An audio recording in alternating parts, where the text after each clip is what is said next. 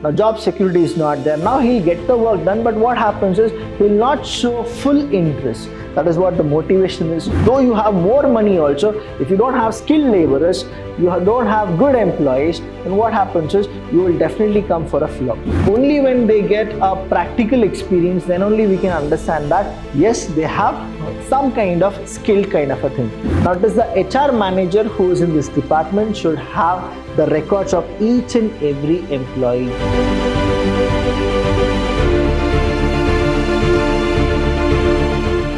Hello everybody, a warm welcome to one and all. I'm Vidhyaashram from the Department of Commerce and Management in Vidhyaashram First Grade College, the Temple of Excellence. Welcome back, and this session is very important because the last session we went with managerial functions. Now that is planning, organizing, staffing, directing, controlling, and we also know that there is integral part of functions of management, that is coordination and communication. That means we should always have coordination and communication when we go and when we perform the functions of management of HRM. Now here we'll go with the next function, that is the operative functions. Now for the HRM function, there are two, as I told you. One is managerial function and another is operative function. On what basis the operative functions are? The first one here is employment. We are supposed to always concentrate more on the employment. That is, the first one is employment and his behavior. Next is you need to go with his training and development. Thirdly, you need to understand that the development and training with the remuneration is not just a thing which the employee always go with. They also need to go with compensation. Now here, please understand, we are talking about the operative functions. When we go with operative functions, these are the operations which you people should do. That is, working condition and welfare of the laborer on the employee should be checked regularly, and it should always benefit the employee and always make the welfare system very strong. After the working conditions and all, you are supposed to go and check whether the person is getting motivated or not, because motivation is something which is very important to get the productivity or get efficient work from the employee. After that, the personal record keeping. Now you are supposed to take the personnel. When I say the word personnel means staff. That is the employee or the laborer. Personal record keeping. Now you should always maintain the bookkeeping. And then we have industrial relations. Now industrial relations, in the sense there should be a very good bond between employer and the employee. So we'll go one by one what exactly all these relations are. Now, the first one, when I say employment, now you are supposed to always have a right person on a right place. That means you should always check that the employee here, now who's that? Employee is satisfied and he gets a very good atmosphere for the working condition should be good. All those should be the behavioral approaches which I have told you in HRM 1, that is the contingent era, human relation era, the systematic approach, the scientific approach. Everything should be suitable to the employee who is working in your office. Second thing, when we go with this training and development, now what happens is the person whoever gets the employment in the company, now he should always look forward to raise in his career. He should actually excel in his job, and he should always have a hierarchical movement rather than declining movement. So you are supposed to train him and go for performance appraisal. Then the compensation, when I talk about it, what exactly it is. See, every employee, whoever comes and joins the organization, all of them are not equally efficient.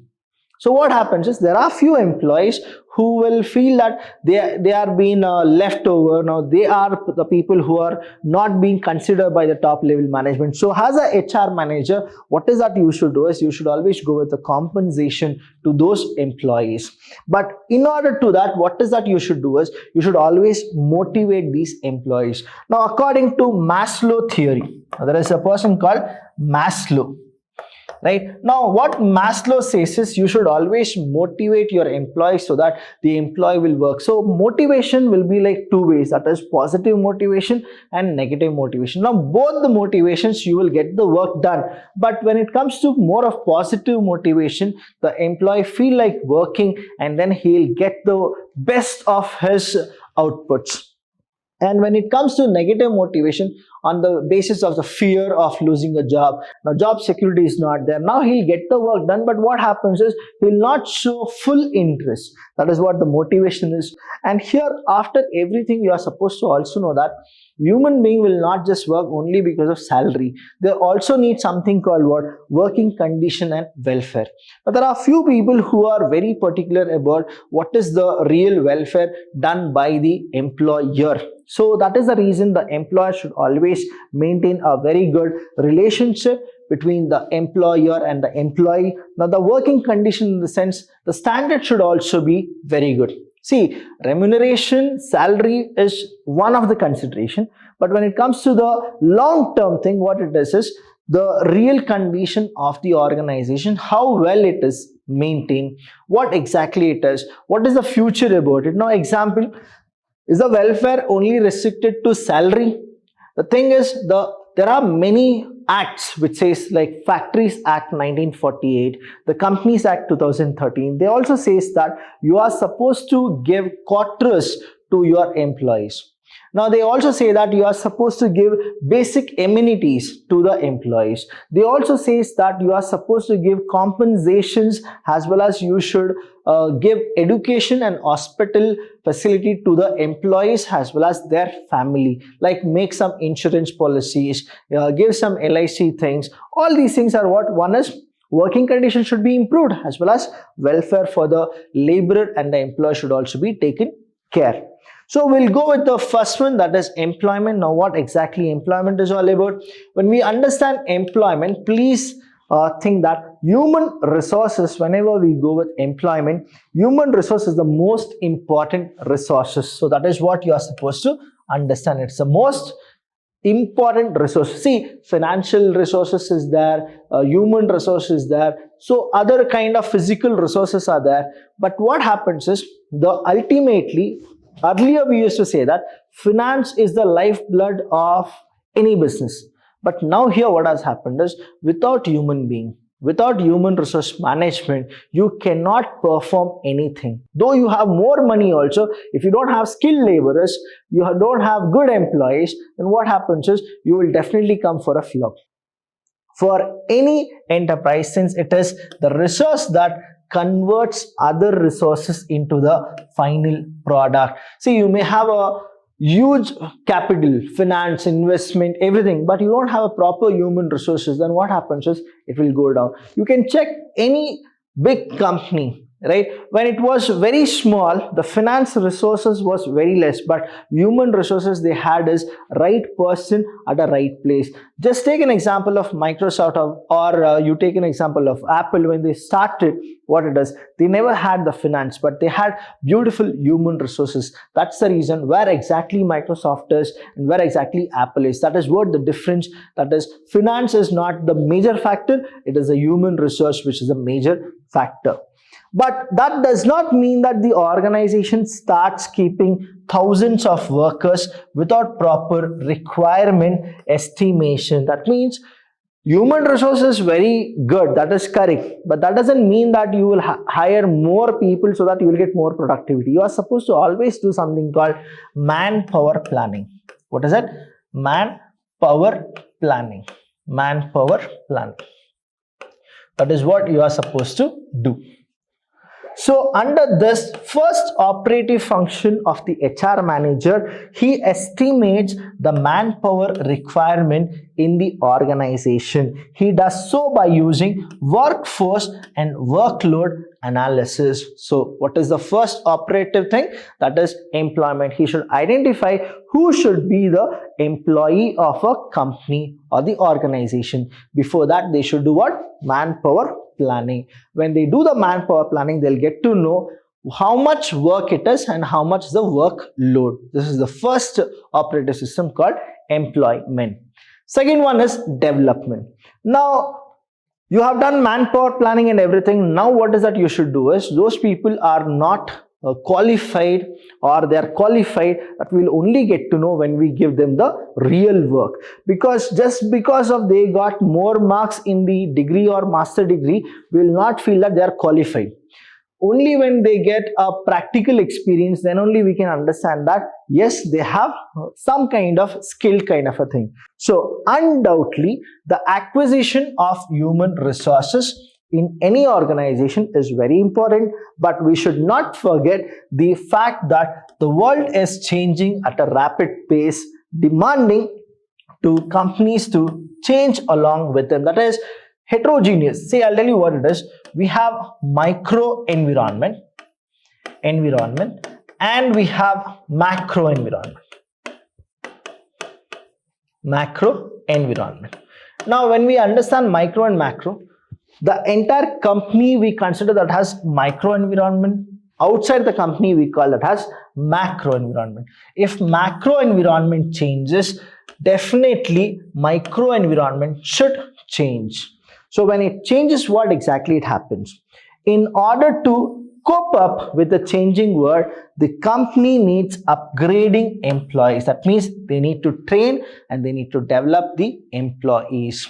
Now here, each time a company cannot just retrench. Now retrench in the sense, the same thing, they are not supposed to go with it.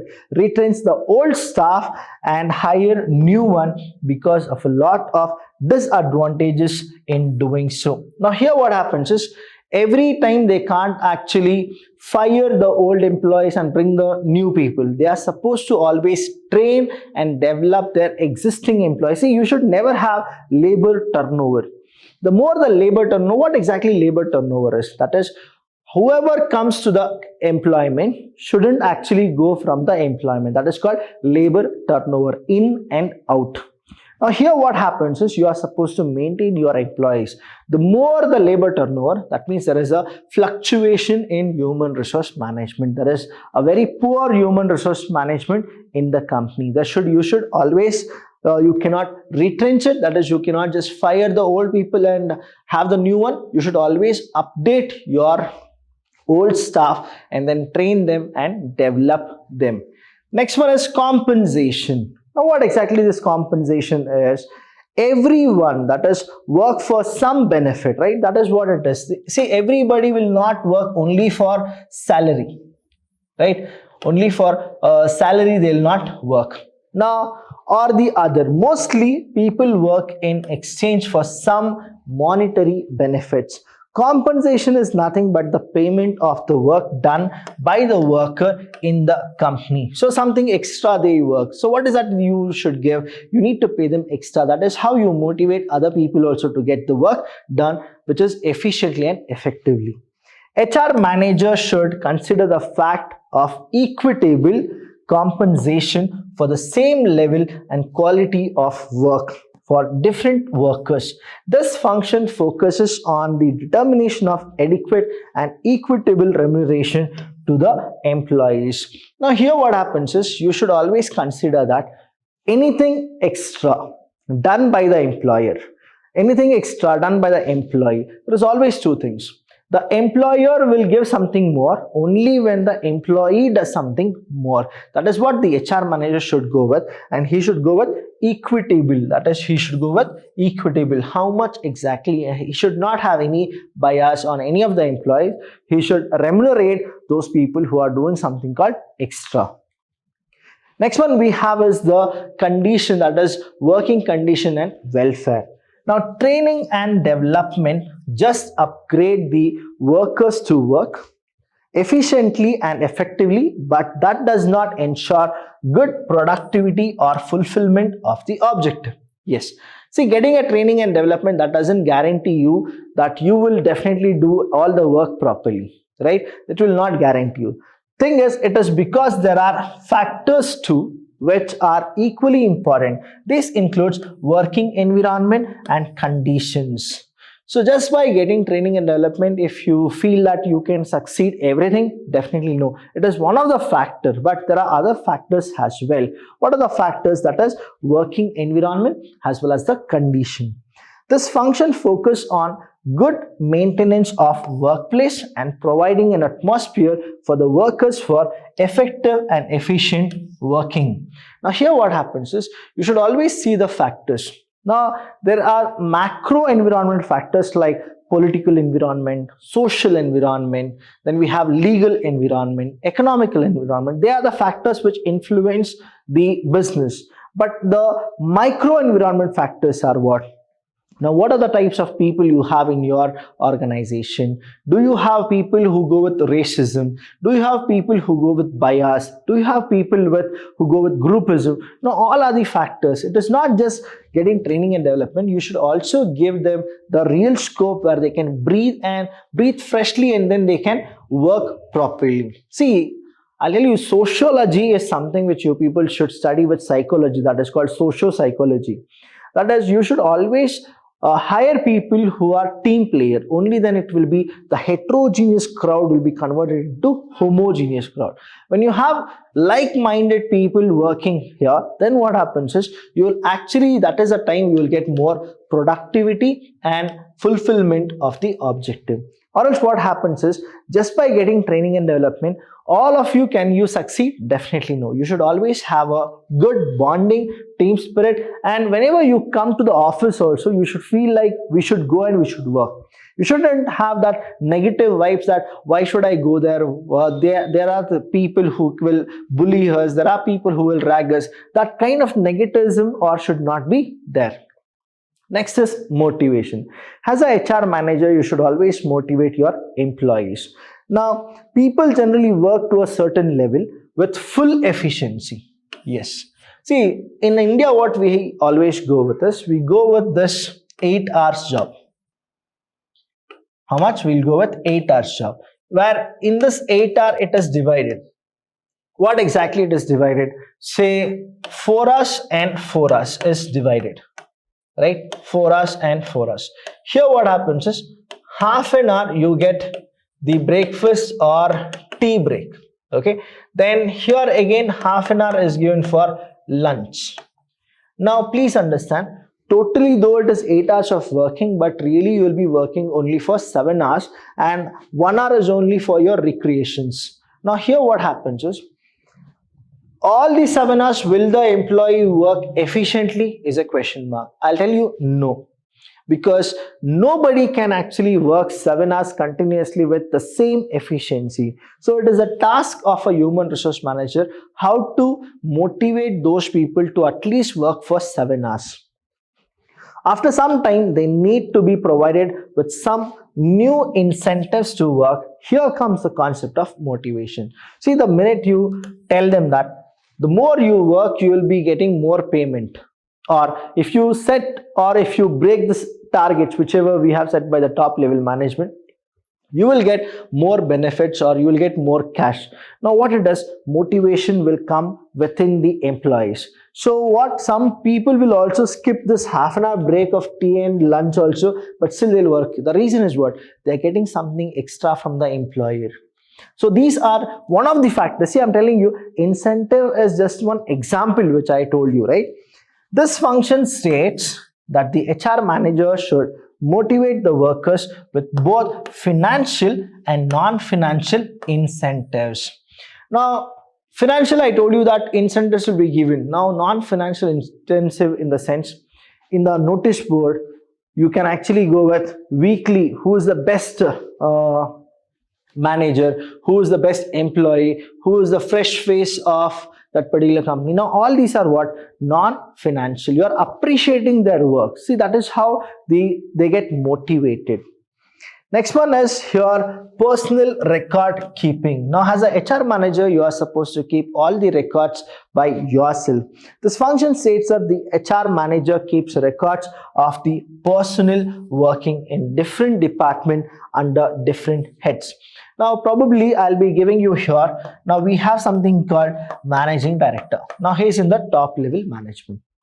Now this person will have like two of the department under him. One is HR and another is say finance is there with under him. I'm just giving an example. Now HR will have too many departments and here finance will also have too many departments. Say this is A, then we have B, and we have C. The same way, HR also we have say A dash, B dash, and C dash. Now it is the HR manager who is in this department should have the records of each and every employee. Let me tell you, even the MD is also considered as a employee, but HR manager will not keep any records of the top management. It is done by the board of directors and their level is totally different. So whoever is the employee, that is after the HR, whoever it is, whether the finance manager, marketing manager, sales manager, all those he should keep a record. Now why should he keep a record? Because who is doing what? Are they efficient? Are they not? Are they really have any problem? That is the other employees have problems with them. Everything should be recorded by whom? By the HR manager. Moreover, he keeps the record of their work and the level of improvement. This record keeping helps them to build motivational techniques, staffing function, etc. Now what happens is he'll just write everything. That is what his job is. That is HR job. Now when it comes to salary also, it is he who will be telling the top level management who is performing better and who is not. That is the time the top level management will also take a decision. Should we keep those employees or we shouldn't keep those employees? So that's the reason here, student. Though the MD is there, he is the person, or the chairman is there, or CEO or CFO, it is the HR person, whoever, whatever he writes, that becomes the final. But many of the company, the HR have taken a wrong decision. Because of the wrong decision of the HR, people have lost their job. But still what happens is, you should always be very good with the HR is what the other department also feels. So you can also be very happy saying that you are in this department where other department people will always have a problem with, but you are the one who should solve all the problems. Last one is industrial relations. Now here, the relations of all the workers in the industry is an important aspect for any organization. This function is nowadays fulfilled by HR manager in the organization. He helps in collective bargaining. I'll tell you more about collective bargaining, joint consultation, and settlement of disputes. It is because he has a working knowledge of various labor attachments. Now here, if you understand what exactly it is say employer is here, and here let's go with this, employee is here. Now who is the bridge between the employer and the employee? That is the HR manager. He will be the bridge. Now whatever the employer wants the employee or the laborers to do, HR manager will come for all the type of settlements of disputes. Now that is where he will be there. And one more is, whenever the laborers want something from the employer, it is the HR manager only who will come with all the suggestions, and he'll discuss with the employer or the top management Okay, this is what he does. Thus he'll go with industrial, he will separate the industrial relationship.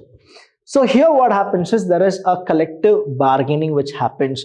Now what exactly the HR manager role is, he'll act as a middleman, and he will actually get the work done from the laborer, as well as he'll get the work done from the employer, whatever the laborer wants. So he'll be a middleman, and he'll be a person who will be like a bridge between those two relationships. So these are the operative functions of HR manager or the human resource management. So hope you people like this video. Please share and like, and always subscribe Vidhyaashram channel. Thank you so much. I'll see you when I see you.